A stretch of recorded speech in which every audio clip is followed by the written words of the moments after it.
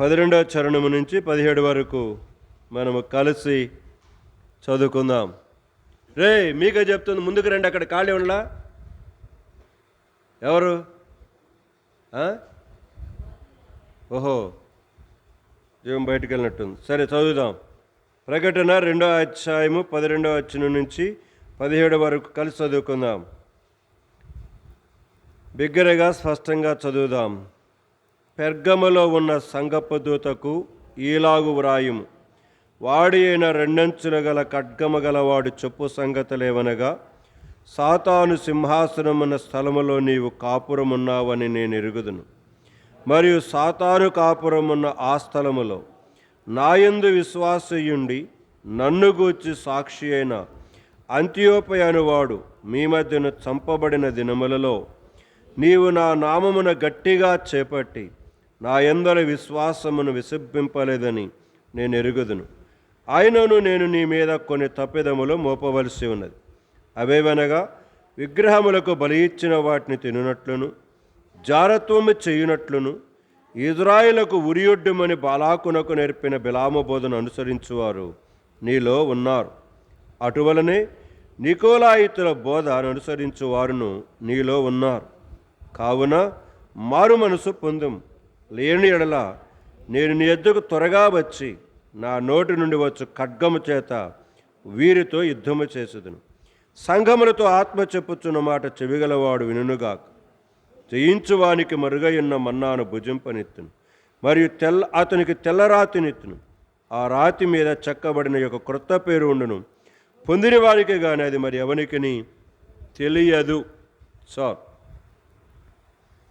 దేవుడు మరొకసారి ఈ పరిశుద్ధ లేఖన భాగములను మరందరి కొరకై ఆశీర్వదించి దీవించునుగాక. సో ఎఫెసీ రాసిన పత్రిక, అలాగే క్షమించండి, ఎఫెసీలకు సంఘానికి రాసిన దూత సెలవిస్తున్నట్టు విషయం. రెండవదిగా స్ఫురణ సంఘమునకు దేవుడు తెలవిస్తున్న విషయాలు చూస్తూ వచ్చిన. ఇక్కడ 2-3 అధ్యాయుల ప్రకటన గ్రంథములో 7 సంఘాలు ఉన్నాయి. ఈ 7 సంఘములకు రాసినట్టు వర్తమానాన్ని గురించి మనము బైబిల్ పఠనము కొరకై ధ్యానం చేసుకుంటున్నాం. సో గత వారము నుంచి మనము ఈ 3వ సంఘమైన పెర్గమ సంఘమునకు ఆయన తనను తానుగా ఎలాగ ప్రత్యక్షపరుచుకుంటూ వచ్చాడో అనే విషయాన్ని మొదట మనము చూస్తూ వచ్చినాం. తనను తానుగా ఎలాగ ప్రత్యక్షపరుచుకున్నాడు? నా ముఖం చూస్తే మీకేం అర్థమవుద్ది? పోయిన వారమే కదా ఎంత బైబిల్ స్టడీ, అక్కడే ఉంది కదా, అక్కడే ఉంది. మీరు అట్లా మౌనంగా ఉంటే నాకెంత బాధేస్తుందో తెలుస్తా మీకు? మీరు ఏమీ నేర్చుకోవట్లేదు. మందిరానికి వచ్చి ప్రశ్న వేసినప్పుడు ప్రశ్నకు సమాధానం చెప్పకపోతే టీచర్కి బాధ కలుగుద్ది. మీలో మౌనంగా ఉంటుంటే నాకు దుఃఖం కలుగుతూ ఉంటుంది. ఏంటి, ఎప్పుడు బాగుపడతారు సంఘం అనేటువంటిది నాకు దుఃఖం కలుగుతుంది. మీరు నోట్లో ముద్ద పెట్టుకున్నారా, లేకపోతే నోటికి ఎవరైనా కుట్లు వేశారా? ఏదో అర్థం కాదు. బయట బజార్లో మాట్లాడమంటే వద్దన్నా కూడా మాట్లాడతాం వాగుడుగా ఇలాగా. ఇక్కడ నోరు తెరం ఎందుకోనో మనకు తెలియట్లేదు అసలు. స్ఫురణ సంఘం, లేకపోతే క్షమించండి, పెర్గమ సంఘమునకు దేవుడు తనను తానుగా ఎలాగ బయలుపరుచుకున్నాడని ప్రశ్న వేశా. అక్కడే ఉంది కదా, ఎలా బయలుపరుచుకున్నాడు? ఏంది ధ్యానం చేస్తున్నారు? నాకు అర్థం కాదు. అక్కడే ఉంది కదా, పోయిన వారం కూడా చెప్పానుగా. 2 అంచుల వాడి అయిన ఖడ్గమగలగని వాడు చెప్పు సంగతులేమనగా. ఓరు నాయన, అసలు మీకు సంవత్సరాల తరబడి చెప్పినా కూడా మీకు బుర్రకేం చేయదు, ఎక్కనే ఎక్కదు మీకు. ఒక్కొక్క సంఘముతోటి ఎలాగ మాట్లాడుతున్నాడు. పెళ్ళికి ఒక సీర కడతావు, పెళ్ళి అయిపోయిన తర్వాత మళ్ళీ ఏం చెప్పండి, ఆ బహుమతులు ఇస్తున్నప్పుడు మళ్ళీ ఇంకో చీర కొట్టుకొని వస్తావు. అంతలో నువ్వు కొంప మునిగిపోయినట్టు. పెళ్లి చీర అయిపోయిన తర్వాత ఏం చేస్తాం? ఏం చెప్పండి మా అక్కలు చేసే పనులు. పెళ్ళి కడతాం, మళ్ళీ రిసెప్షన్కి ఏం చేస్తాం? మళ్ళీ 1-2 గంటల మధ్యలోనే అక్కడ ఆగిపెట్టింది కూడా ఇక్కడ రిసెప్షన్ పెడతారు. పెట్టదు, అక్కడ డ్రెస్ ఉంటుంది, ఇక్కడ డ్రెస్ మారిపోద్ది. అంటే గంటకు ఏమైపోద్ది? మరి ఇక్కడ ఎందుకు రావట్లేదు? మీరు అలాగ ఉంటే నాకు చాలా బాధేస్తుంది. అది మీరు అసలు నేర్చుకుంటున్నారా లేదా నాకు డౌట్ వస్తుంది. అది నాకు ఆ బాధ. ఇది అక్కడ స్పష్టంగా చెబుతున్నాను. ప్రతి ఒక్క బైబిల్ స్టడీలో ఒక్కొక్క సంఘముతోటికి దేవుడు ఒక్కొక్క రకంగా ప్రత్యక్షపరుచుకున్నాడు. ప్రత్యక్షపరుచుకోవటం అంటే అర్థమైంది ఏం చెప్పండి, అదన్నా చెప్పండి. తనను తానుగా కనపరుచుకోవటము. ఉండారు ఇక్కడ లేదా నేను మూసేస్తాను, ప్రార్థన చేపిస్తాను. నాకు చాలా కోపం వస్తుంది, బాధేస్తుంది మీ మీద. మీకు కొంచెము కూడా కనీసము ఎక్కట్లేదు. మీకు వాక్యం వస్తున్నారు, పోతున్నారు. అందుకనే మన జీవితాలు అలాగనే ఉంటున్నాయి. సంఘముల అభివృద్ధి లేకపోవడానికి కారణం అదే. సంఘముల అభివృద్ధి లేకపోవడానికి కారణం అదే. దేవుని వాక్యమును చెబుతున్నప్పుడు కనీసం కొంచెముగా పైన కొంచెమైనా నేను ఇంకో భాషలో మర్మాలేం చెప్పట్లేదే, ఉన్న విషయాలు చెబుతున్నా. ఎపిసి సంఘమునకు ఒక రకంగా ప్రత్యక్షపరుచుకున్నాడు, స్ఫురణ సంఘానికి మరొక రకంగా ప్రత్యక్షపరుచుకున్నాడు. ఇప్పుడు పెర్గమా సంఘానికి ఏ విధంగా ప్రత్యక్షపరుచుకున్నాడు? కొంచెం నోరు తెరవండి బ్రదర్స్ సిస్టర్స్, నోరు ముద్ద పెట్టుకోవాకండి. కనుక ఎలా ప్రత్యక్షపరుచుకున్నాడు?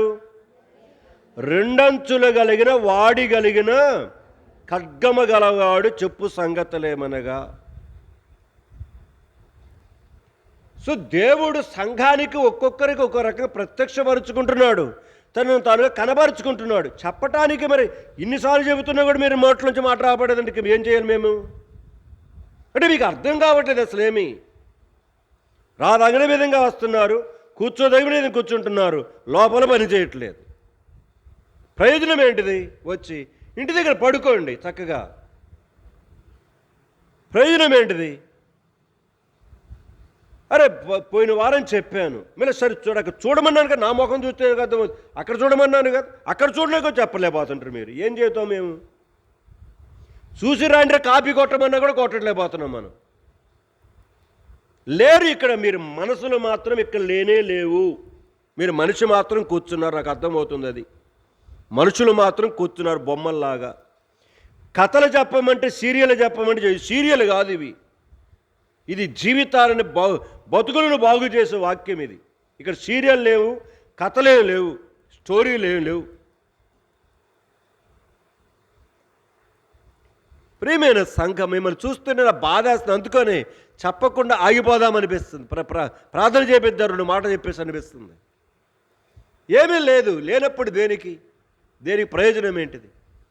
కనీసం ప్రార్థన అనేది చేసుకుంటే కానీ బాగుపడతాం.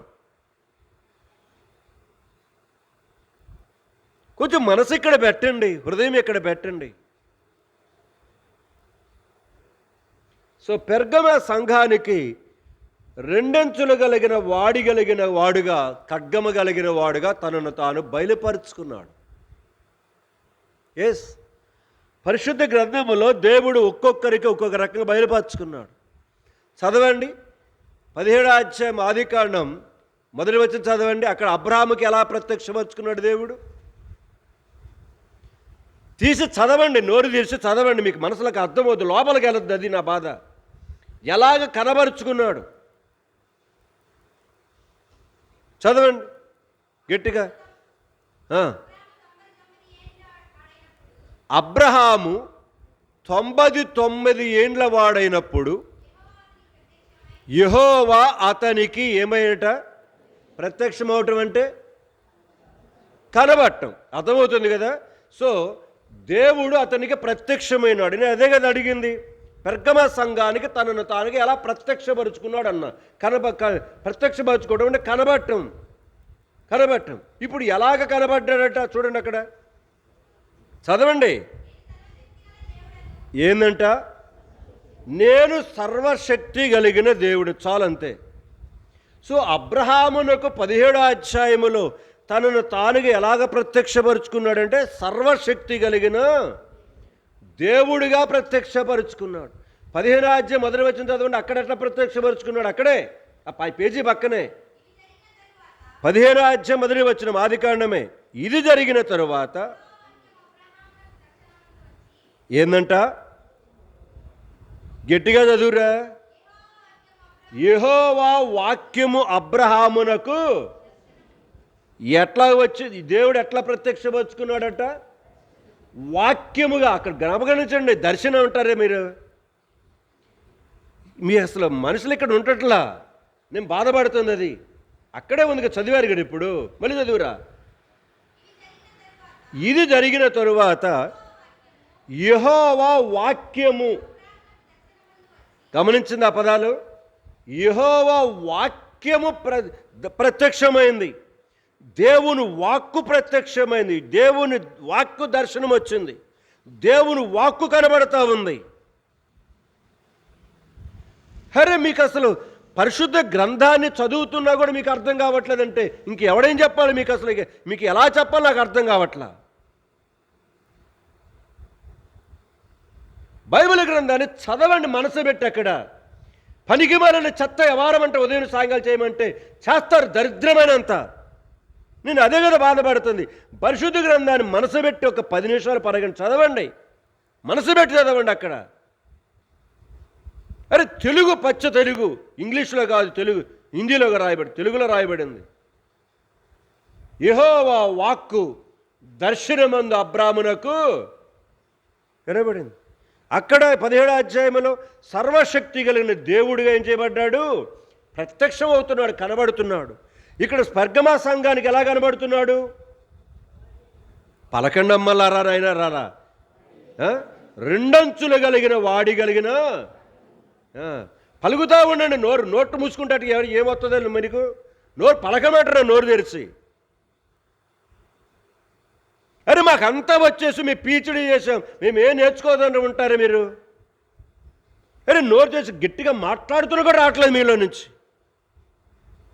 ఏం మారుతారు మరి ఇంట్లో మన కొంపల్లో వాళ్ళు? మనం మారట్లేదు సరిగ్గా జీవితము, మన జీవితాలు సరిగ్గా లేవు. అసలు నువ్వు వెళ్తావనేది చూసుకో పరలోక రాజ్యానికి.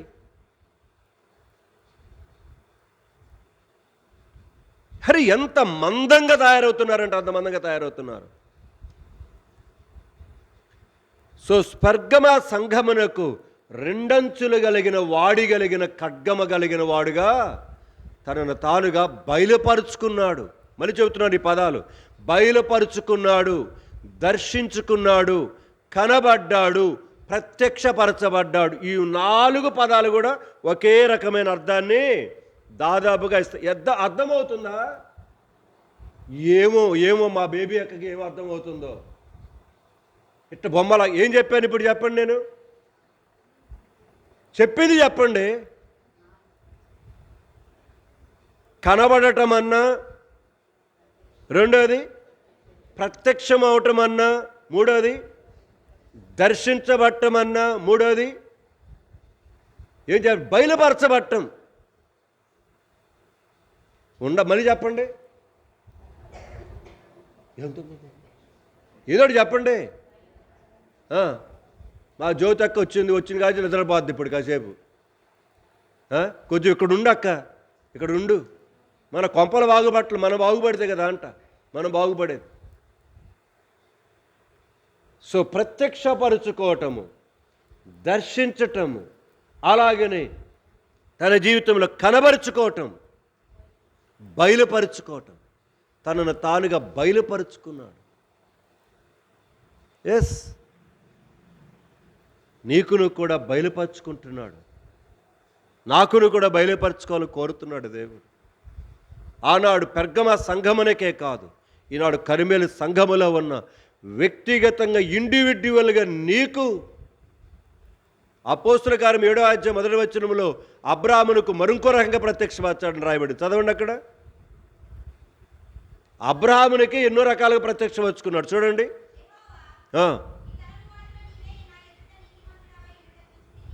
ఏం చెప్పాను నేను? అపోస్తుల కార్యం గ్రంథం 7వ అధ్యాయం 1వ వచనం. అపోస్తుల కార్యం గ్రంథం 7వ అధ్యాయం 1వ వచనం. ప్రధాన యాజకుడును అని అడిగాను. అందుకు స్టెఫను చెప్పినదేమనగా, సహోదరులారా వినుడి. ఇప్పుడు గమనించాలి, మన పితరుడైన అబ్రహాము, గమనించాలి ఆ పదాలు, మన పితరుడైన అబ్రహాము హారానులో కాపురముండక మునుపు మెసపతోమియాలో ఉన్నప్పుడు ఏ దేవుడట ఎట్లా ప్రత్యక్షపరుచుకున్నాడు? ఇప్పుడు 3 రకాలు చెప్పా అబ్రహాము యొక్క విషయంలో. చెప్పండి ముందు 3. ఇప్పుడు 5 నిమిషాలు చెప్పా 3 రకాలు.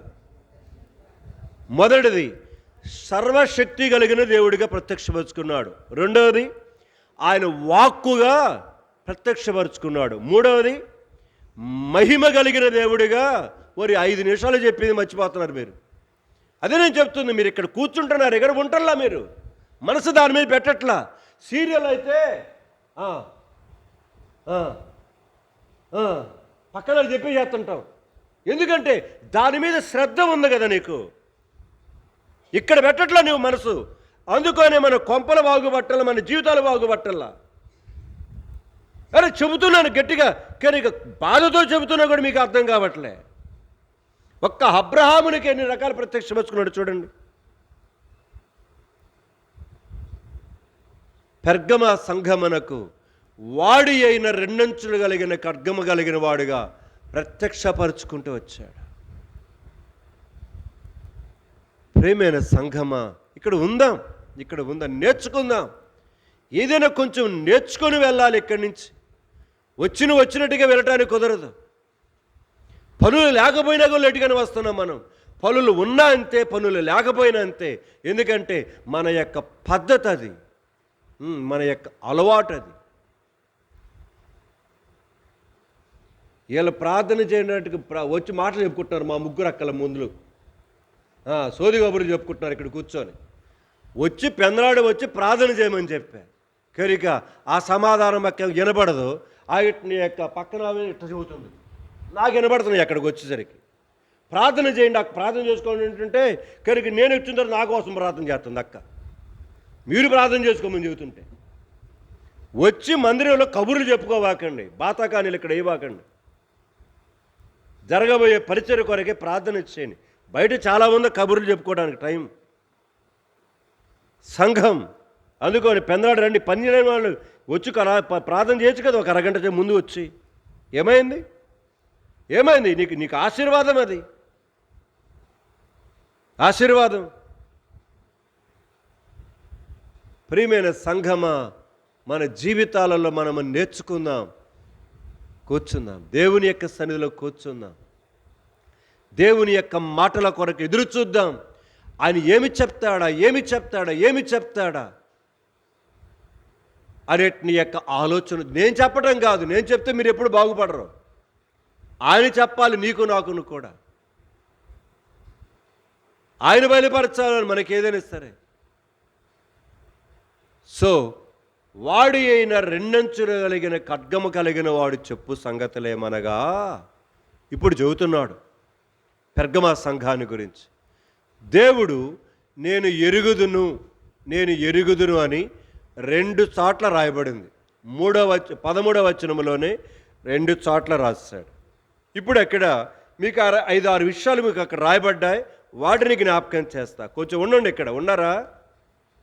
ఏ కుమారమ్మక్క ఉండవా? కళ్ళు మూతలు పడతాయి మా కుమారమ్మ ప్రార్థన చేయదు, ఆరాధన చేయి, బలలో మాత్రం పాలు పొందుద్ది. నేను ఉండానోహో అని. ఎప్పుడు చూసినా భయం అంటుంది. ఏం భయం? మరి మా జకర్యా మీద బాగానే చేస్తున్నావుగా, వ్యవహారం చేస్తున్నావుగా. జకర్యా మీద, మా శ్రవంతి మీద అక్కడ మాత్రం బ్రగవుతుంది. ఇక్కడికి వచ్చరికి ఏమవుతుంది? భయం అన్నా. ఏం భయం? జకర్యా దగ్గర మాట్లాడటానికి భయం లేదు నీకు? మరి నోరు మూపెత్తారు అక్కలు కదా, మా పక్కన ఉన్నట్టు చిన్నక్క పెద్ద అక్కలు అందరూ. ఇక్కడికి వచ్చేసరికి ఏంటంట? భయం.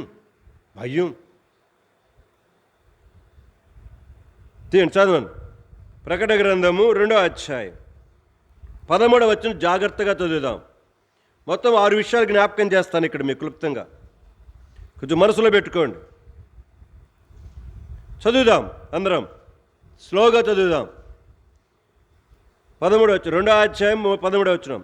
సాతాను సింహాసనమునున్న స్థలములో నీవు కాపురమున్నావని. సో మొదటిది పెర్గమ సంఘాన్ని గురించి ఎరిగిన విషయం, నేను ఎరుగుదును అన్నాడు. ఏమి ఎరుగుదునట? పెర్గమ సంఘం అంట ఎక్కడ కాపురం ఉందంట? సాతాను సింహాసనమున్న స్థలములో. కొంచెం వినబడుతుంది వెనకాల? కొంచెం అర్థమవుతుందా? మా డోర్కక్క ఇప్పుడు వచ్చింది, సంవత్సరానికి ఒకసారి వస్తుంది. మా ఇమ్మాళ్ళని అసలు ఆదివారం కూడా కనబరచల్లా, అంత అయిపోయింది. చెబుతూనే చివరికి వచ్చేసరికి ఎంతమంది మిగులుతారో తెలియదు పరలోక రాజ్యానికి. కనుక జ్ఞాపకం చేసుకోండి, నేను మిమ్మల్ని ఎగతాళి చేయడానికి చెప్పట్లే మాటలు. దగ్గరికి వచ్చాం, మీరు ఇల్లు కడతారో బిల్డింగులు కడతారో ఏం కడతారో నాకు తెలియదు. మీ జీవితాలను మీరు పరలోక రాజ్యం కూడా శుద్ధపరచుకోకపోతే ఇక్కడే మన బిల్డింగ్లోనే ఏం చేద్దాం మనం? యశోవాతం అక్క ఇక్కడ బిల్డింగ్లోనే ఉంటాం, ఆడకపో. అది గుర్తుపెట్టుకోండి. నువ్వు పూరింట్లో ఉంటే పూరింట్లోనే ఉంటావు, రేగులుంటే ఉంటావు, డాబా ఉంటే డాబాలోనే ఉంటావు. ఉండాలని దేవుడు కాదు కోరుకునేది. నువ్వు అక్కడ డాబాలో ఉన్న, పూరింట్లో ఉన్న, వెంకటింట్లో ఉన్న, డూప్లెక్స్ ఇంట్లో ఉన్న, నువ్వేం చేయబడాలి? పలకండే ఏం డొరకమ్మక్క ఏం చేయబడాలి? పరలోకంకి వెళ్ళాలి. పరలోకంకి వెళ్తామో లేదు చూసుకోండి, అది జాగ్రత్తగా చూసుకోండి, అది చెబుతున్నా. సరే చదువుదాం, 13వ వచనం మళ్ళీ చదువుదాం. మొదటిది, సాతాను సింహాసనమున్న స్థలములో నీవు కాపురమున్నావని నేను ఎరుగుదును. సో మొదటి విషయం, సాతాను సింహాసనమున్న స్థలములో వారు కాపురం చేస్తున్నారట. రెండవది చదువుదాం. మరియు సాతాను కాపురమున్న ఆ స్థలములో, ఇప్పుడు చెబుతున్నాడు రెండవది, నాయందు విశ్వాసి అయి. రెండవది ఏంటిది? అక్కడ నువ్వేమై ఉండవట? నాయందు విశ్వాసమై ఉండవు. నీ భార్య ఎందు కాదు, నీ భర్త ఎందు కాదు, నీ పొలం ఎందు కాదు, నీ వెండి బంగారముల ఎందు కాదు, నీ ఇంటి ఎందు కాదు, నీ ఆస్తు సంపాదన ఎందు కాదు, నీ ఉద్యోగం ఎందు కాదు, నీ రాబడి ఎందు కాదు, నా యందు. ఆ పదాన్ని గమనించుకోండి అక్కడ. సో ప్రియమైన జ్ఞాపకం చేసుకుందాం. రెండవది ఏమన్నాడు? నాయందు విశ్వాసమై ఉండి. రెండవది అది. మూడవది, నన్ను గూర్చి సాక్షి అయిన. మూడవది ఏంటిదట? సో మూడవదిగా ఎలాగున్నారు వాళ్ళు? దేవుని గూర్చి సాక్షి. ఆ పదాలు వాడకబాకండి మీరు. ఉట్టి సాక్షి అంటే కుదురుద్ది. అక్కడ రాయబడిన మాట ఉంది. ఏమంట? కనుక రాయబడిన మాట స్పష్టంగా, నన్ను గూర్చి సాక్షి అయి. మీ భార్య గురించి కాదు, మీ భర్త గురించి, మీ ఇంట్లో అయ్యగారి గురించి కాదు, ఆయనను గురించి సాక్షి. మూడవది, ఆయన గురించి సాక్షి అయి. నాలుగవది చదువుదాం. సాక్షి అయిన అంతియోపైన వాడు మీ మధ్యను ఏం చేయబడ్డాడట? చంపబడి. నాలుగోది ఏం చేయబడ్డాడు? పలకండి అమ్మల్లారా. మా విజయం మాకు అప్పుడు నిద్రవుతుంది, కాలు చాసేసింది కదా, అందుకు నిద్ర రాకుండా ఇంకేమవుతుంది? ఇంటి దగ్గర మా అశోక్ అయిన తంత్రంటే బాగా నిద్ర రాకపోద్దు, ఒక్క దెబ్బకి పోద్దు. వాడు బాగుపట్టడానికైనా కొంచెం జాగ్రత్తగా ఉండి తల్లే, నీకు అది చెబుతున్నాను. నిద్రబావాక ఏం పని చేసాము, మన పని ఇంటిలో ఉన్నాం హాయిగా. రావటం నిద్ర ఎట్ట వస్తుంది మీకు నాకు అర్థం కాదు. సీరియల్ పెట్టుకుంటే రాదా? మరి బ్రహ్మాండంగా వస్తుంది నిద్ర? రానే రాదు. సరే నాలుగోది ఏం చేయబడ్డారు? చంపబడి. నాలుగోది చంపబడ్డారు. సార్ చదువుదా కింద కదా. చంపబడిన దినములలో ఇప్పుడు నీవు నా నామమును గట్టిగా. ఐదవది ఏంటిది? నా నామమును. గుర్తుపెట్టుకున్న పదాలు. ఎప్పుడు? చంపబడిన దినములలో. ఆ పదాలు గమనించాలి. ఆ దినములలో గమనించాలి. చంపబడిన దినములలో నీవు నా నామమును ఏం చేశావు? గట్టిగా చేపట్టావు. ఐదవది. ఆరవది చేపట్టి ఏమంటున్నావు? నా యందలి విశ్వాసమును విసర్జించలేదని నేను. 6 విషయాలు చెప్పాడు. మొదటిది చెప్పండి. మా సువార్తం అక్క చెబుద్ది ఇప్పుడు. మొదటిది ఏంటిదో చెప్పాలి. సాతాను సింహాసనమున్న స్థలములో ఏం చేశారంటే వాళ్ళు కాపురం ఉన్నారు. రెండోది మా అన్నలు చెబుతారు. మా వీరయ్యన్న బైబిల్ కింద పెట్టి కానీ కూర్చున్నాడు. బైబిల్ ఒళ్ళో పెట్టుకో అయ్యా, బైబిల్ ఒళ్ళో పెట్టుకో. అట పెడితే నిద్ర వస్తుంది. ఒళ్ళో పెడితే బైబిల్ మీద పడతావు కాబట్టి ఇది లేపుద్ది నిన్ను. రెండోది ఏంటిది? చెప్పాలి బ్రదర్స్, చెప్పాలా? ఇప్పుడే చెప్పాను, ఇక వర్షం చెప్తూగా వచ్చాను మీకు. సో దేవుని యందు, నా యందు విశ్వాసము ఉంచావు. మూడో చెప్పాలి, వెనకాల మా అక్కలు, మా కుమారమ్మ అక్క, చిన్నక్క, మా ఏసమ్మ అక్క. చెప్పండి మూడోది ఏంటిది? ఏంది చిన్నక్క చెబుతుంది, నాకు నోటు వినబట్ల. సాక్షిగా ఉన్నారు. ఇప్పుడు నాలుగోది మా అన్నలు చెబుతారు. అక్కడ చూడండి, నాలుగోది ఏంటిది? చంపబడి. నన్ను రాసుకుంటారు నాయన, రాసుకోండి పేపర్ తీసుకొని. ఐదో చెప్పాలి, మా ఏజ్దాయం అక్క చెబుద్ది. ఇప్పుడు ఉండండి, మా ఏజ్దాయం అక్క చెబుద్ది. ఐదోది ఏందో? ఏజ్దాయం అక్క ఇప్పుడు వచ్చింది. ఏం చేద్దాం, ముగ్గురు పిల్లలతో ఆగలేకపోతుంది, వాళ్ళ ఆయనతో ఆగలేకపోతుంది. అత్త వచ్చింది మొత్తానికి. ఐదోది ఏంటిది? మా ఏజ్దాం అక్క చెప్పనివ్వమంటే మీరు చెబుతున్నారు, అది తోడైంది మీరందరూ.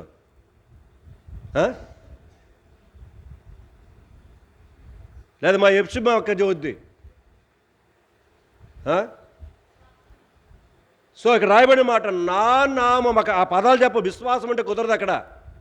రాయబడిన మాట గమనించాలి. నా నామమును గట్టిగా నువ్వేం చేసావు? చేపట్టావు. ఆరోది ఏంటిది? సో ఇలాంటి పరిస్థితులలో నా యందు కలిగిన విశ్వాసాన్ని నువ్వేం చేయలేదు? ఏం చెప్పాలి మా జ్యోతిమ్మక్క? ఏందో అంటుంది మా జ్యోతిమ్మక్క. వినబడుతున్నారు నీకు? మా స్టెల్లమ్మక్క వినబడిందా? వినబడిందంటలే. ఏదో చెప్పాలి కాబట్టి, బంధువు కదా, లేకపోతే తంతది రేపు జ్యోతిమ్మ. సో ప్రియకి జ్ఞాపకం చేసుకుందాను, నవ్వుకోవడానికి చెప్పట్లే మీకు నేను. మీలోకి లోపలికి పోవాలి వాక్యం. అది నా బాధ, అది నా బాధ. సో ఇప్పుడు పూర్ణ సంఘములో ఉన్న ఆ సంఘమును గురించి దేవుడు ఇస్తున్న 6 విషయాలు మనసులో పెట్టుకోండి. 6 విషయాలు. లేకపోతే నోట్స్ మెయింటైన్ చేసుకొని రాసుకోమని చెప్పాను మీకు, నేను రాసుకోమని చెప్పాను. సో ఇప్పుడు ఈ 6 విషయాలను మనం కలిపి చూడటానికి ప్రయత్నం చేద్దాం. కలిపి చూడటానికి ప్రయత్నం చేద్దాం. నేను ఎందుకంటే ఈ అంశాన్ని ముగించేసేసి కరెక్ట్ని యొక్క, ఎందుకంటే వీరంత క్లుప్తంగానే ముగించుకుంటూ ముందుకు వెళ్ళిపోవాలని ఆశిస్తుంటున్నాను. ఎందుకంటే చాలా అంశాలు ఉన్నాయి పరిశుద్ధ గ్రంథంలో. మీరు సంవత్సరాల తరబడి రోజు ధ్యానం చేసిన ఒక తరగతి ఇది పరిశుద్ధ గ్రంథం. సో ఈ 6 విషయాలు మనసులో పెట్టుకొని ధ్యానించడానికి ప్రయత్నం చేద్దాం. అంటే ఇప్పుడు వాళ్ళు ఎన్నో రకాల కష్టాల గుండా వెళ్తున్నారు, ఎన్నో రకాల బాధల గుండా వెళ్తున్నారు. ఎన్నో రకాల కష్టాల గుండా వెళుతూ ఉన్నా, బాధల గుండా వెళుతున్నా వారు ఎలాగున్నారట చెప్పండి? ఇప్పుడేగా చదివింది. వారు ఎలాగున్నారు? మీకు తోచింది చెప్పండి. విశ్వాసం కలిగి ఉన్నారు, ఇంకా స్థిరముగా ఉన్నారు. ఒక పదం చెప్పుకోవాలంటే వారు ఎలాగున్నారు? స్థిరముగా ఉన్నారు. అంటే వచ్చినాయి, ఆటుపోట్లు వచ్చినప్పటికీ స్థిరత్వం కలిగి ఉన్నారు వారు. అంటే ఏ గాలి కొడితే ఆ గాలికి ఆ చెట్టు ఏం కాలేదు, స్థిరముగా ఉన్నారు. గాలులు వస్తున్నాయి, తుఫానులు వస్తున్నాయి, ఎన్నెన్నో పరిస్థితులు జీవితం మీదకి వస్తున్నాయి. కానీ వారు ఎలాగున్నారు? విశ్వాసములో కానీ, పట్టుకునే విషయంలో కానీ, గట్టిగా ఉండే విషయంలో కానీ, చంపబడే విషయంలో కానీ, సాక్షిగా ఉండే విషయంలో కానీ, ఏ పరిస్థితులైనా సరే కొన్ని వచనాలు గుర్తుకొస్తున్నాయి. ఇప్పుడు చెబుతుంటే గుర్తుకొస్తున్నాయి కొన్ని వచనాలు నాకు. రండి, మీకు జ్ఞాపకం చేస్తాను. కీర్తనల గ్రంథం, నేను సిద్ధపడలేదు, ఇప్పుడు ఇక్కడ చెప్తుంటే మీకు గుర్తుకొస్తున్నాయి కొన్ని వచనాలు. రండి, కీర్తనలు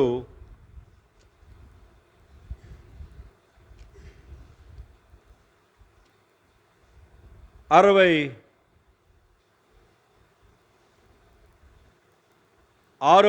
అధ్యాయము 12వ వచనం ఒకరు చదవండి.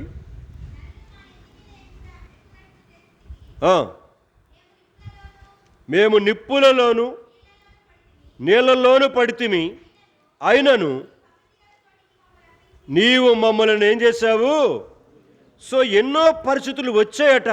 నిప్పులలో, నీళ్లలో, అనేకమైన వాటిలలో పడివేయబడుతూ వచ్చారు. అయినప్పటికీ వారు ఎలాగున్నారట? శ్రేష్టమైన స్థితులలోనే వారు ఉంటూ వచ్చారు. రెండో మాట, కీర్తనల గ్రంథము 118 అధ్యాయంకి రండి. 118 అధ్యాయం 13వ వచనం 18వ వచనం చదువుకుందాం. బైబిల్ తీయండి, అందరూ తీయండి. మా శారమ్మక్క తీస్తుందో తీయట్లేదు బైబిల్? తీస్తున్నావా? తీ, బైబిల్ తీ, గట్టికి 118 అధ్యాయము 13వ వచనం చదువుదాం మొదటిగా, తర్వాత రెండవదిగా 18వ వచనం చదువుదాం. నేను పడునట్లు నీవు నన్ను గట్టిగా తోసావు, యెహోవా నాకు సహాయం చేస్తును. 18వ వచనం, యెహోవా నన్ను కఠినముగా శిక్షించును, కానీ ఆయన నన్ను మరణమునకు, అంటే మరణకరముగా గట్టిగా తోసేసిన, నెట్టిన, చావు బ్రతుకుల మధ్యలోకి వారిని తీసుకుని వెళ్తున్నా కూడా వారు ఎలాగున్నారట? వాళ్ళు చెప్పండి అమ్మలారా, ఎట్టున్నారు? స్థిరముగా ఉంటున్నారు. వాళ్ళు నిలబడుతున్నారు దేవుని యొక్క సన్నిధిలో. కదిలేపాట్ల ఏ గాలి కొడితే ఆ గాలికి.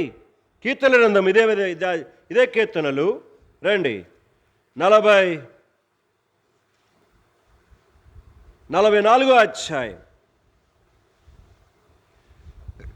44వ అధ్యాయము మీరు 9వ వచనం నుంచి రాసుకోండి. మరి ఇప్పుడు అడిగిన చదివితే టైం కుదరదు. సో 9వ వచనం నుంచి 44వ అధ్యాయం 9వ వచనం నుంచి మీరు నోట్ చేసుకొని పెట్టుకోండి.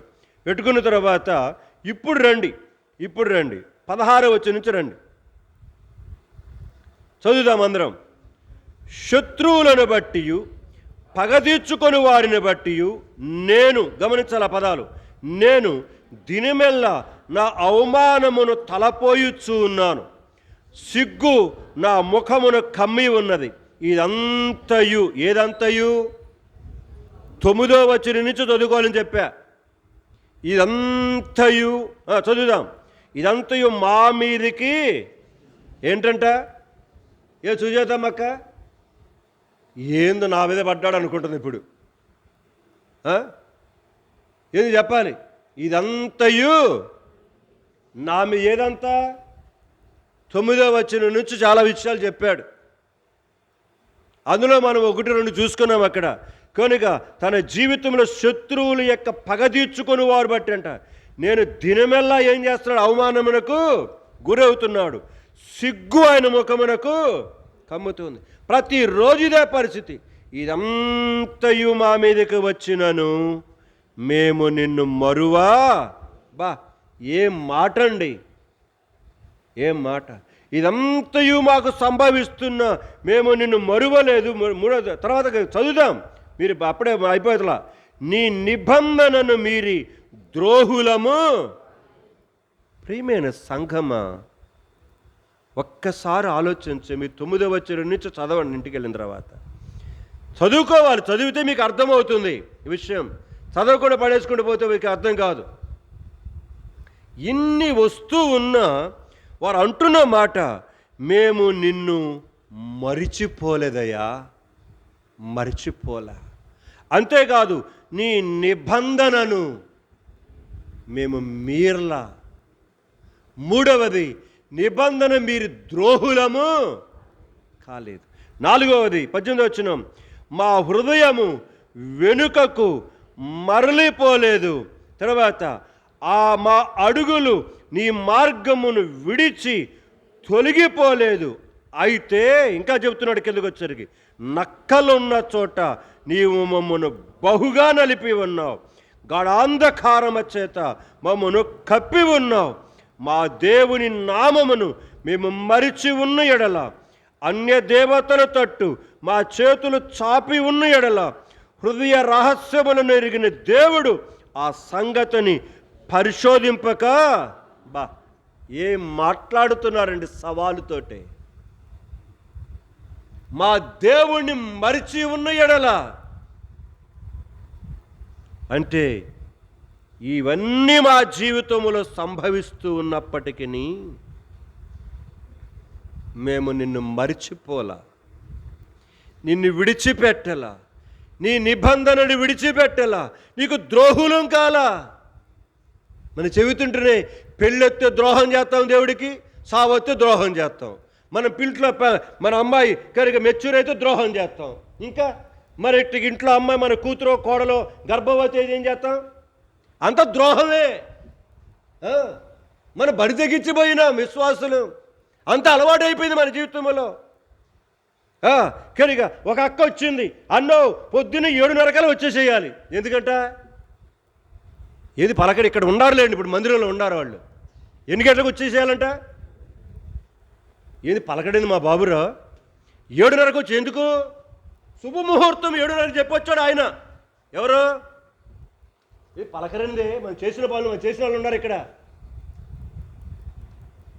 శుభముహూర్తం 7:30 పెట్టాడు, లోపల పెట్టాడు. నువ్వు వచ్చేం చేయాలి? మాకు 7:30 లోపల రాకపోతే మాకుంటుంది ఇప్పుడు.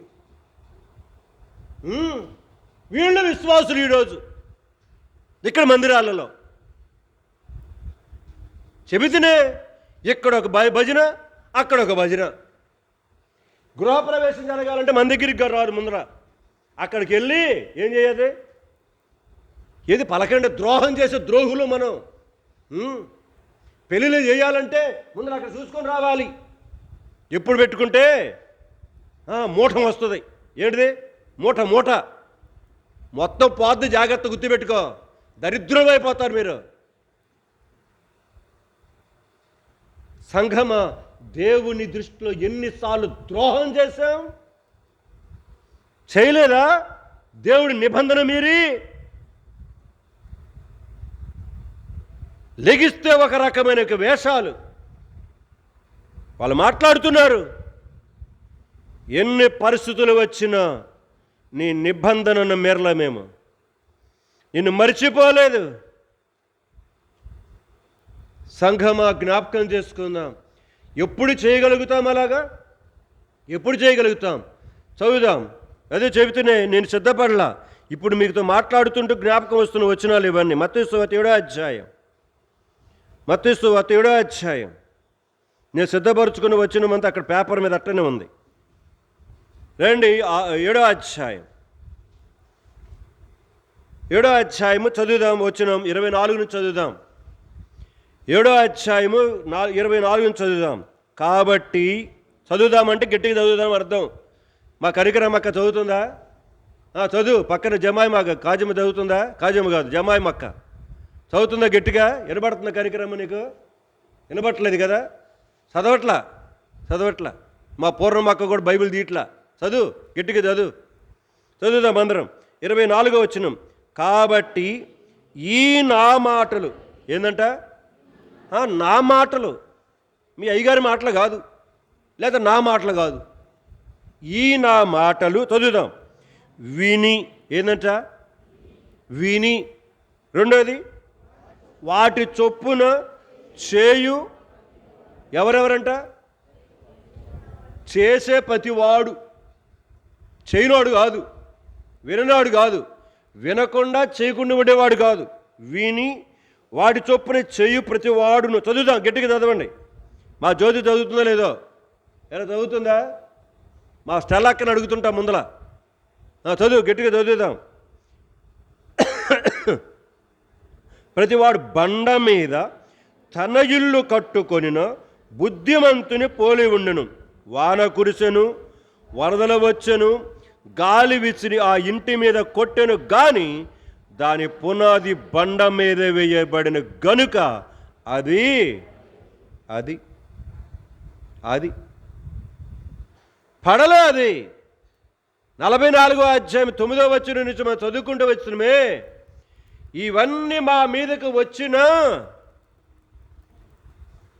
మా జీవితంలో నిన్ను విడిచిపెట్టలా మేము.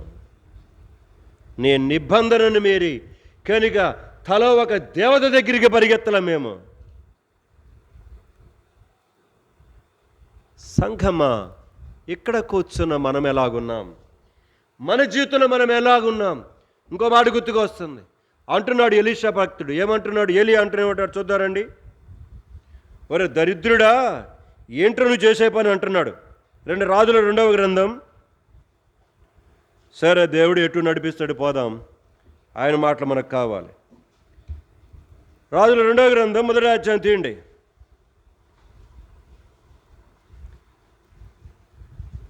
మా డోర్కమ్మక్క తీస్తుందంట రెప్సిమ్మ, ముందర చూస్తా ఉండు. మా డోర్కమ్మక్క ముందే కూర్చుంది నీకు. బైబిల్ తీయండి.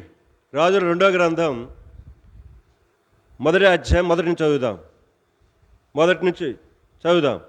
మనసు పెట్టి చదవండి జాగ్రత్తగా. ఆహాబు మరణమైన తరువాత మోయాబీలు ఇజ్రాయేలు వారి మీద తిరుగుబడిరి. గమనిద్దాం. ఇప్పుడు 2వ వచనం. అహజ్యా షోమ్రోనులోనున్న తన మేడగది కిటికీలో నుండి క్రింద పడి ఏమైనాడట? యానించబడ్డాడంట మనాడు. కిటికీలోకి ఏం పని వీడికి? ఏం చేద్దాం, కొంతమంది ఉంటారు దౌర్భాగ్యులు. సరే, కిటికీలో నుంచి ఏం చేశాడంట? పడి ఏమైనాడు? రోగి అయ్యాడు. ఇంతటి బాగానే ఉంది. ఇప్పుడు తర్వాత మాట చదువుదాం. రోగి అయి మీరు అంటే అక్కడ ఉన్నటువంటి తన దగ్గర ఉన్నటువంటి సైనికులు చెబుతున్నాడు, మీరు ఎక్రోను దేవతయగు బయలుజెబూబు వద్దకు పోయి ఈ వ్యాధి పోగొట్టుకొని నేను స్వస్థపడుదునో లేదో విచారించుడని దూతలను. వీడిని ఏమనాలి? వీడిని ఏం చెప్పండి, మీ భాషలో చెప్పండి, నా భాషలో చెప్పా ఇందాక. వీనేమనాలి? ద్రోహి అనాలి. మా కోటిబాబు చెబుతాడు ఏమనాలి? వీడొక ఎదవ. మా చిన్న ఎట్ట అంటున్నాడు అంటే ఏం చెబితే ఏమవుతుందో తేడాని. కనుక ఒక ఎదవ అన్నమాట. ఎవరైనా మళ్ళీ రాజు. రాజు దారి తప్పితే ఏంది? చిన్న దారి తప్పితే ఏ సమ తప్పుద్ది? చందు తప్పుతాడు, తేజ తప్పుతాడు. అంటే ఇంటి యజమానుడు ఏం కావాలి? జాగ్రత్తగా ఉండాలి. దేశాన్ని పరిపాలన చేసే రాజువైన నీవు దేశానికి ఎలాగుండాలి? ఏం చెప్పాలి మా జ్యోతిమక్క? మరి రవి అన్న ఎట్టుండాలి? మరి ఎట్టున్నాడు తర్వాత చదువుతుంది. మా జ్యోతిని అక్కడ చదువుతుంది. సో ప్రియమి జ్ఞాపకం చేసుకోవాలి, ఇంటికి యజమానుడైన వాడు, దేశానికి యజమానుడైన వాడు ఎలాగుండాలి? ఒక మోడల్, ఒక మాదిరిగా ఉండాలి. అయితే రాజనట్ని అతడు పడి రోగి అయితే ఎడబోయాడు? దేవత దగ్గరికి పోయాడు. దేవుడిని వదిలిపెట్టి ఎక్కడ పోయాడు? అన్న కదా ఎవరు? మా సాతానక్కన్నే. ఏమండి ఎవరు? నేను మీకు గుర్తుకు రావట్లా? ఆదికాండం 3, ఇది ఎక్కడే పెట్టుకోండి. ఆదికాండం అడ్డుపోదాం. ఆదికాండం 3వ అధ్యాయం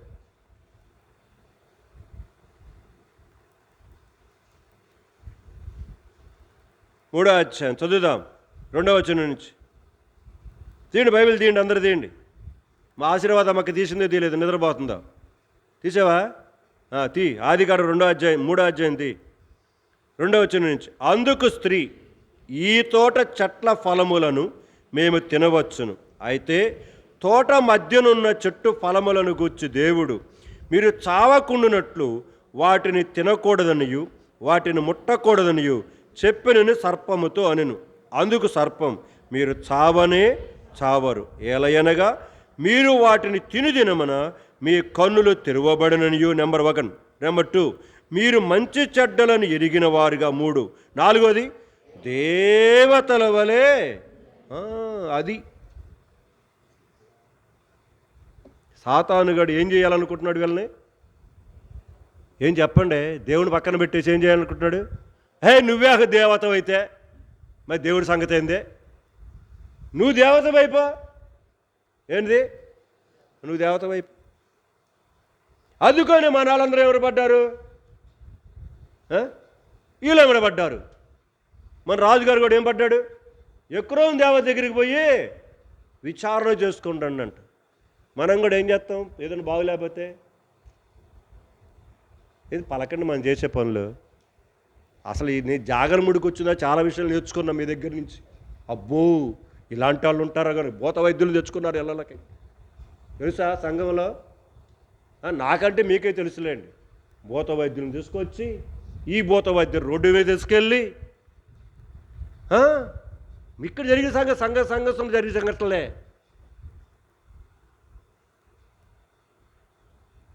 ప్రియమైన సంఘమా, ఎక్కడి నుంచి ఎక్కడికి వెళ్తున్నాం మనం? ఎక్కడి నుంచి ఎక్కడికి వెళ్తున్నాం మనం?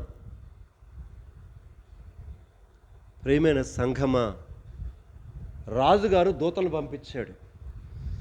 రాజుగారు దూతలు పంపిస్తే పైన ఆయనకి ఏమొచ్చిందంట? ఎవరికి? ఆకాశం ముందున్న, చెప్పండి ఎవరంటే పలకరింది నాయన? మన దేవుడు. ఏ దేవుడు?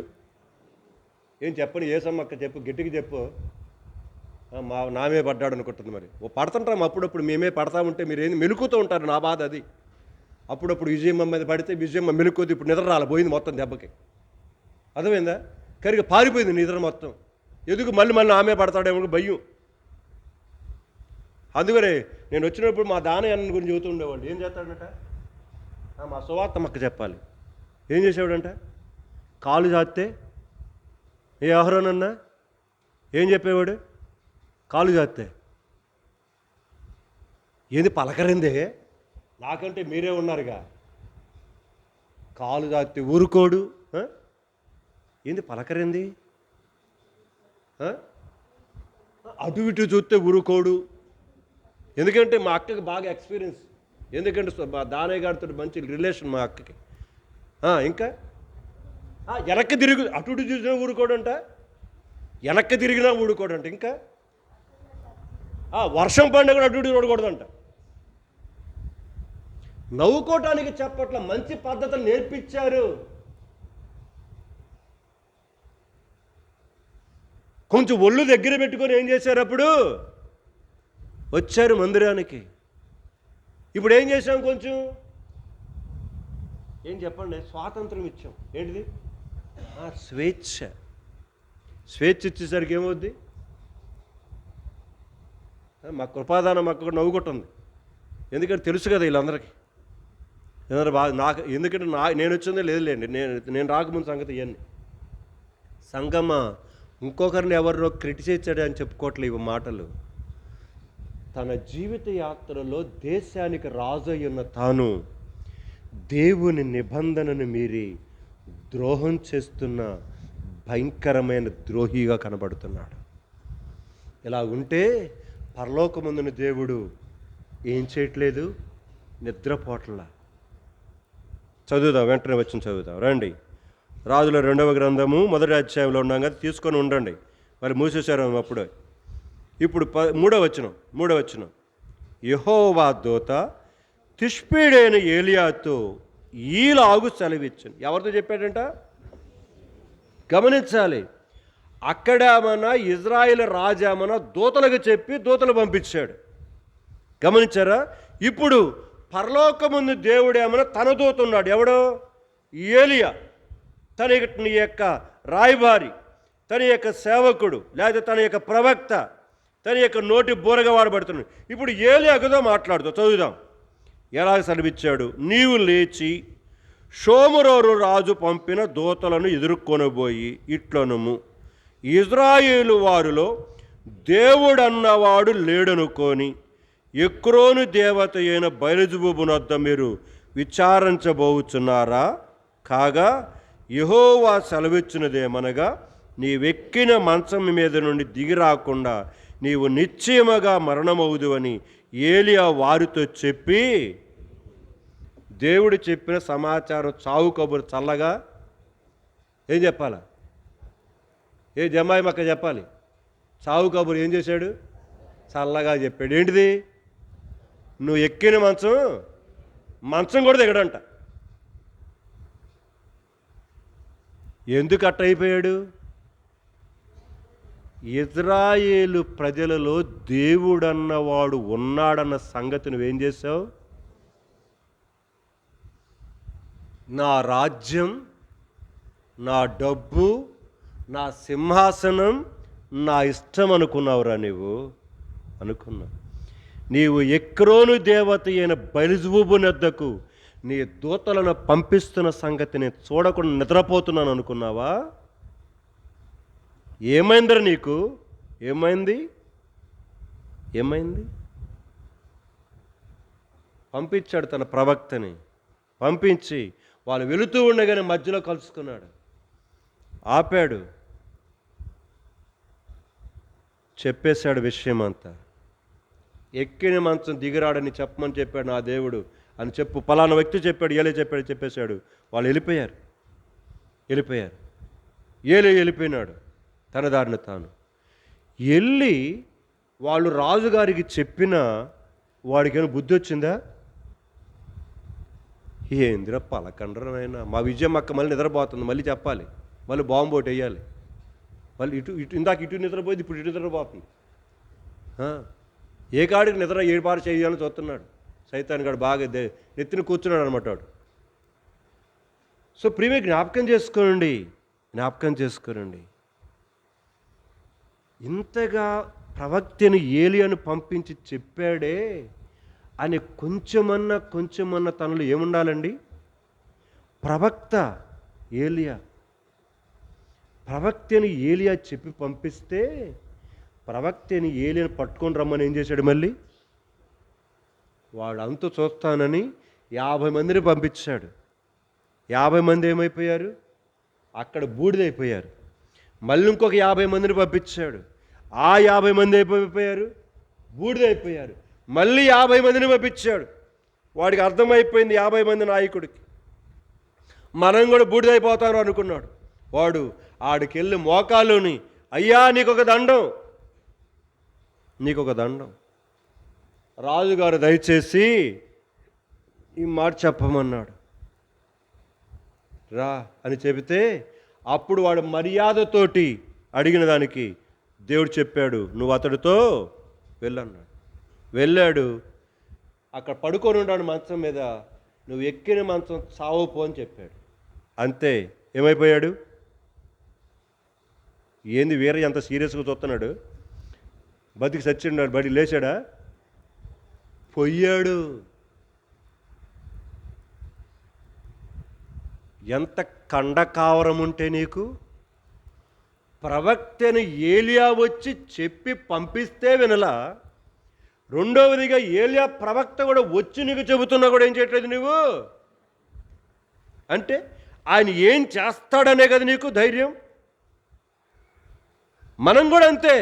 మన ఇష్టానుసారంగా దేవుడి నిబంధన తప్పిపోయి మన జీవితంలో చేస్తున్నప్పుడు ఏం చేస్తాడేంది ఆయన? నిర్లక్ష్యముతో ఉండబాకు. అది నీకే ప్రమాదం, అది నాకు ప్రమాదం. ఈ నా మాటలు విని వాటి చొప్పున చేయు ప్రతి వాడు బండ మీద తన ఇంటిని కట్టుకున్న బుద్ధిమంతుడిలాగా ఉంటాడు. వాన వచ్చింది, వరద వచ్చింది, గాలి వచ్చింది, ఆ ఇంటి మీద కొట్టిన నలుదిక్కుల, కానీ అది పడిపోలేదు. కారణం, బండ మీద కట్టుకున్న వాడు ఆ బండైన యేసయ్యను ఏం చేశాడు? చూస్తున్నాడు. నేను చావాలన్నా బ్రతకాలన్నా నీవే నాకు ఆధారం, నీవు తప్ప నాకు ఈ లోకములు ఏదియు. జస్ట్ ఈ మధ్య ఒక సాక్ష్యం భక్సింగ్ గారు వింటూ వచ్చాను. కొంతమందికి వాట్సాప్లో పంపించాను, స్టేటస్లో కూడా పెట్టాను ఒక 4-5 రోజుల కిందట. భక్సింగ్ గారి యొక్క రాత్రి పడుకున్నాడంట. జాగ్రత్త వినండి విషయం. ఆయన ఏ అవసరత ఉన్నా నరమాంసం మనుషుడికి కూడా ఏం చేయడు, ఆయన చెప్పడు. అది దేవుడి దగ్గర అతడు చేసుకున్న తీర్మానం, దేవుడి దగ్గర నిబంధన. ఏ అక్కరతో వచ్చినా జరిగిన విషయం చెబుతున్నాడు. దాంట్లో జరిగిన విషయం, అర్ధరాత్రి ఒకరు తలుపు తడుతున్నారు. ఏం చేస్తున్నారు? లోపల భక్సింగ్ గారు ఏం చేస్తున్నాడు? జస్ట్ అట్ట పడుకున్నాడు. తలుపు తడుతుంటే ఎవరా అని అడిగాడు. కొన్నిసార్లు బయట నుంచి తలుపు తడతామంటే ఎవరా అంట నేను. కొంతమంది పలకరు. మొన్న మా అక్కలు ఇద్దరు వచ్చారు. నేను కిటికీ దగ్గరికి వచ్చాను, ఎవరా అంటే మా సుబ్బులు మాకు పలికితేగా, మా సమాధానం మాకు శివుడు అనుకో. మా సమాధానమ్మక్క శివుడు అనుకో, మా సుబ్బులమ్మక్క వచ్చి బయటకు వస్తే ఏంది సుబ్బులమ్మక్క పలక నవ్వుతుంది హాహా అని. ఎందుకంటే నేను అడిగేది ఎవరు వచ్చారు, దేనికి అంత ఇంపార్టెంట్గా పైసలు కనుక్కొని, ఎందుకు బైబిల్ చదువుకుంటున్నాను అక్కడ. నేను రావటానికి ఎవరు వచ్చారో కనుక్కుంటానికి అడిగేది. అప్పటికి లేచి కిటికీ దగ్గరకు వచ్చినా కూడా ఏం చేయట్లేదు మా అక్క, సయ్యలే. ఏంది సుబ్బులమ్మక్క మా సమాధానమ్మక్క చెవుడు అనుకో, నీకు చెవుడు ఎట్టొచ్చింది అంటే ఫ్రెండ్షిప్ చేయడాన్ని బట్టి చెవుడు వచ్చింది అనింది. ఎందుకు వాళ్ళు అవుతారంట, వీళ్ళు అవుతుంటారంట. మరి సబ్బులమ్మక్క కూడా వచ్చింది చెవుడు. ఇందాక పాట తీయమంటుంటే నేను 4 సార్లు చెప్పా, కానీ మళ్ళీ మా సమాధానం అక్కడ అడుగుతుంది పాట. నేను చూస్తున్నాను వాళ్ళిద్దరు సంగతి గురించి. ప్రేమ నవ్వుకోవటానికి చెప్పట్లేదండి నేను, మన జాగ్రత్త కొరకు చెప్తున్నాను. ఎవరి మీద నాకు కక్ష కాదు. సంఘమా జ్ఞాపకం చేస్తున్నా, దేవుని యొక్క ఎక్కడి నుంచి వచ్చాను, భక్సింగ్ గారి దగ్గర నుంచి వచ్చాను కదా. సరే బైబిల్ మూసేసేయండి, అయిపోయింది, టైం అయిపోయిందిలే, కానీ ప్రార్థన చేద్దాం. బైబిల్ మూసేసేయండి. నేను అసలు సిద్ధపడింది లేదు కనుక దేవుడు ఇంకో మాటలు ఇచ్చాడు. భక్సింగ్ గారు ఇక్కడ అర్ధరాత్రి పూట దాదాపుగా 1:30 ఎంత టైం అయింది కనుక నీకు తడుతుంటే ఎవరు అని అడిగాడంట. అడిగితే బయట నుంచి ఒక అతను బ్రదర్ నన్ను క్షమించు అంటున్నాడంట. ఏంది బ్రదర్ నన్ను క్షమించు అంటున్నాడు. ఈయనకి అర్థం కాల లోపల ఉన్న ఆయనకి. బ్రదర్ నన్ను క్షమించు, రావటం లేట్ అయిపోయింది, నన్ను క్షమించు అంటున్నాడంట. ఏంటిది లేట్ అయిపోయిందని ఆ లోపల నుంచి అడుగుతున్నాడంట. ఏంటి క్షమించేదంట, దేవుడు నన్ను పెందలకాడే నీకు నీకు అన్నం బాక్స్ తీసుకెళ్ళమని చెప్పాడంట. ఆయనకి ఏందంట, అన్నం బాక్స్ తీసుకెళ్ళమని పెందలాడే చెప్పాడంట మా నాడికి. చెబితే ఎన్ని గంటల బయలుదేరాడు, అర్ధరాత్రి 12 గంటల బయలుదేరాడంట. ఎందుకంటే భక్సింగ్ గారు యొక్క కోసమై ఇతను ఇక్కడ లేపాడు. లేపి నువ్వు తీసుకొని వెళ్ళి క్యారేజ్ ఇచ్చిరా అని మాట్లాడుతుంటే కనుక ఈయన ఇంకా ఆలస్యం చేస్తున్నాడంట. వచ్చి అక్కడ క్షమాపణ కోరుతున్నాడు. ఆ విధంగా తలుపు తీశాడంట భక్సింగ్ గారు. పెద్ద క్యారేజీ పట్టుకొచ్చాడట. ఎందుకో తెలుసా, ఆ రోజంతా సేవ చేశాడే కానీ పట్టెడు అన్నం దొరకలేదంట ఆ రోజు. కడుపు ఖాళీతోటే అలాగని ఏం చేశాడంట, మంచం మీదట వాడాడంట ప్రార్థన చేసుకొని. దేవుడు కాలే కడుపును చూశాడు. దేవుడు నా కొరకై పని చేసిన నా కుమారుడి యొక్క కడుపు ఖాళీగా ఉందని, నువ్వు లే క్యారేజ్ తీసుకొని వెళ్ళని. అర్ధరాత్రి 1 గంట అటు 1:30 వచ్చినప్పుడు నీకెవడు చెప్పాడు అన్నాడట. నాకెవరు చెప్పలా, భక్సింగ్ గారికి తీసుకొని వెళ్ళని ఒక మాట శబ్దం వినపడుతుందంట, అంతే. ఎల్లు భక్సింగ్ గారి దగ్గర క్యారేజ్ తీసుకొని పోన్నాడట. దేవుడు నాకు అప్పుడు అనిపించింది, దేవుడి కొరకే నమ్మకంగా బ్రతికితే నీ ప్రతి అవసరతను తీర్చేవాడు నీ ఖాళీ కడుపును కూడా చూస్తాడు ఆయన. జస్ట్ నేను ఓపెన్ చేసి చూస్తూ ఉంటే షార్ట్ మెసేజ్ అనమాట అది. వెంటనే పెట్టేశాను కొంతమందికి, కనుక స్టేటస్లో పెట్టి కొంతమంది పెట్టాను. మరి ఎంతమంది చూస్తారు లేదు నాకు తెలియదు. ప్రేమైన సంఘమా, అర్ధరాత్రి అతడు క్యారేజీ పట్టుకొని తీసుకొని వస్తే కనుక సంతోషంతోటి చెప్పాడంటే, ఇట్లా దేవుడు నాతో మాట్లాడుతూ వచ్చాడయ్యా, భక్సింగ్ గారు తీసుకెళ్ళమని అని తీసుకొని డోర్ వేసుకొని లోపల కూర్చొని దేవుని ఏం చేశాడు, స్తుతించి ఘనపరిచి ప్రపంచంలో అంత గొప్ప దైవజనుడిగా చేపట్టడానికి కారణం తన ప్రతి ఏ అవసరత ఎన్నడూ ఎవడికి చెప్పలా. ఇది తన సొంత మాటలలో వాక్యములు ఇంగ్లీష్ చెప్తూ వచ్చినప్పుడు రికార్డింగ్ చేశారు దాన్ని. అది నేను విన్నాను. ప్రేమైన సంఘమా, ఒక్కసారి దేవుడి విషయములో మనం ఎంత నమ్మక ద్రోహం చేస్తున్నాం చూడండి. మన జీవిత విషయములో, మన కుటుంబస్థ జీవిత విషయములో ఆనాడు ఉన్న పెర్గమ సంఘం చివరిగా మాట్లాడుతూ అన్నారు, నీవు నా నామము నిమిత్తమై గట్టిగా పట్టుకున్న ఆ విశ్వాసమును నువ్వు విసర్జించలేదు అని నేను ఎరుగుదును. ప్రభు చిత్తమైతే వచ్చేవారు దీన్ని కొనసాగించిన నేను సిద్ధపడింది ఇంకొకటి. దేవుడు నాకు ఇచ్చినటువంటి యొక్క ఆలోచన ప్రకారంగా ఒక వర్తమానం. ఇదేమైనప్పటికీ ఆయన ఇచ్చాడు వర్తమానం, జాగ్రత్త కలిగి ఉందాం. కీర్తనాకారుడు చెప్తూ వచ్చాడు తన జీవితంలో, ఇవన్నీ మా మీదకు వచ్చినప్పటికీ మేము నిన్ను విడిచిపెట్టి ద్రోహులము కాలేదు, నీ నిబంధనను మీరి ద్రోహులము కాలేదు, నిన్ను విడిచిపెట్టి ఇతరుల దేవతల దగ్గరకు మేము పోలేదు. చెప్పగలవా?